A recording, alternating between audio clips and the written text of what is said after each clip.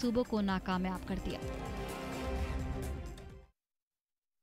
सीवान के सरसर गांव में ग्रामीणों ने अपनी जिद से सालों पुरानी परंपरा को जिंदा रखा है। पर्व त्योहार पर जब भी ग्रामीण जुटते हैं तो रामलीला का मंचन होता है, जिसमें बच्चों से लेकर बुजुर्ग तक सभी शामिल होते हैं। वैसे तो आपने कई जगहों पर रामलीला देखी होगी, लेकिन बिहार के सिवान के सरहर गांव की रामलीला सबसे अलग है। इस गांव का चाहे 90 साल का बुजुर्ग हो या 10 साल का बच्चा, सभी को रामायण के हर पात्र का संवाद याद है, वो भी कंठस्थ। जिसको जब मौका मिलता है वो रामलीला के मंचन में शामिल हो जाता है। सबसे बड़ी बात कि ग्रामीणों ने अपनी जिद से सैकड़ों साल पुरानी परंपरा को जीवंत कर रखा है। सरसर गांव के ग्रामीण जब कभी भी पर्व त्योहार में जुटते हैं तो रामलीला का मंचन करते हैं। बुजुर्ग से लेकर बच्चे तक रामलीला में अपना किरदार निभाते हैं।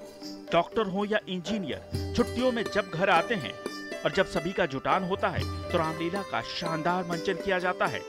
मेकअप आर्टिस्ट से लेकर रामलीला के डायरेक्टर तक इसी गांव से होते हैं। सबसे खास बात यह है कि इस पुरानी परंपरा को बचाने के लिए सभी धर्मों के लोग अपना पूरा सहयोग देते हैं।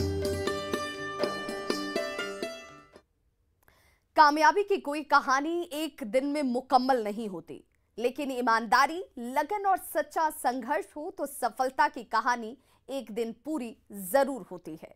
देश में श्वेत क्रांति यानी कि दूध क्रांति लाने वाले अमूल का सफर गुजरात के सिर्फ 2 गांवों से शुरू हुआ था। 75 साल का हो चुका अमूल भी पूरे देश के साथ आजादी के अमृत महोत्सव की खुशियां मना रहा है।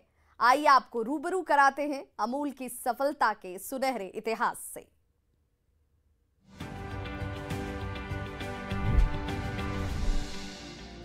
अमूल ने आधुनिक तकनीक के इस्तेमाल में कभी देर नहीं की। साल 1975 खेड़ा में सहकारी आंदोलन के सदस्यों के लिए टेलीविजन लाया गया। गांव के लोग मिलकर टीवी देखते और खेती के आधुनिक तरीके सीखते।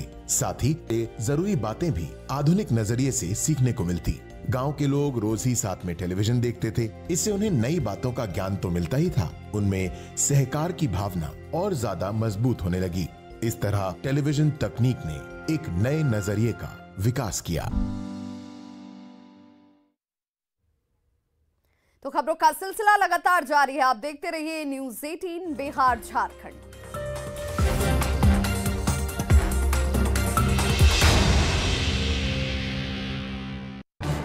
इस न्यूज हेडलाइंस के